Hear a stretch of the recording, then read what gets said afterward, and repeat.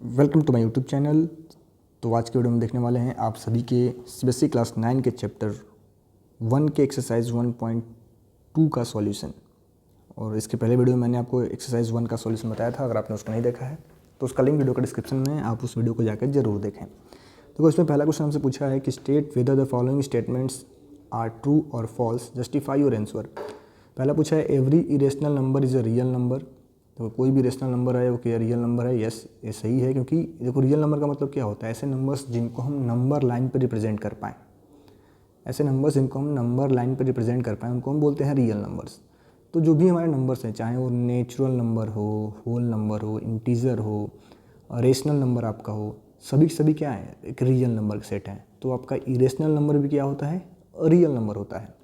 ठीक है। फिर पूछा है every point on the number line is of the form root m where m is the natural number. एकदम बात बिल्कुल सही है। कोई भी पॉइंट अगर आप ले रहे हैं तो हरदम किस फॉर्म का होता है? ठीक है। देखो सेकेंड हमसे पूछा है कि every point on the number line is of the form this. देखो हर एक पॉइंट इस फॉर्म का होता है, बट उसको हम नंबर लाइन पर रिप्रेजेंट नहीं कर पाएंगे। जैसे आप इसको ऐसे एग्जाम्पल समझ सकते हो कि जैसे अगर आपको बोला जाए कि रूट फोर तो फोर्थ हमारा एक नेचुरल नंबर है, रूट 4 क्या हो जाएगा? 2 हो जाएगा। सिमिलरली रूट 9 भी क्या हो जाएगा?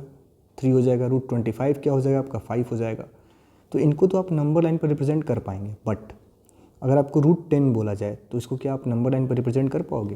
क्योंकि रूट 10 की वैल्यू तो हम फाइंड ही नहीं कर सकते। इसका हरदम क्या निकलता है? अप्रॉक्स वैल्यू निकलेगा। इसका कोई एक रियल वैल्यू तो निकलेगा नहीं, और नंबर लाइन पे हम रियल नंबर्स को फॉर्म कर सकते हैं। तो इस केस में जब इस फॉर्म का होगा तो उसको हम नंबर लाइन पे प्लॉट नहीं कर सकते हैं। ठीक है, तो ये आपका फॉल्स है। देन अगला है every real number is an irrational number.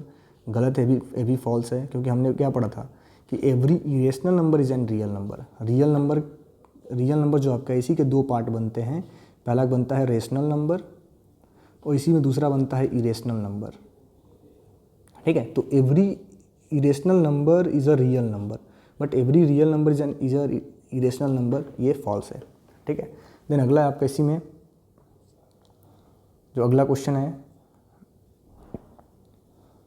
अगला क्वेश्चन हमसे क्या पूछा गया कि every are the square root of all positive integers irrational if not give an example of the square root of a number that is a rational number.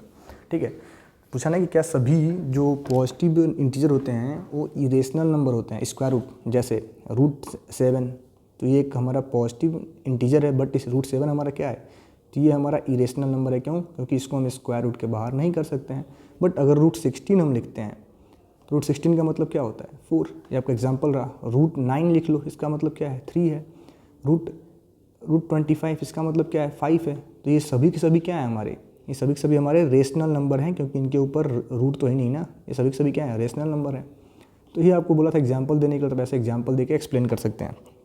बोला है ना give an example of the square root of a number that is rational, तो अब दे देना root 16, root 9 चाहे root 25, जो आपको अच्छा लगे आप उसको लिख के बता सकते हो।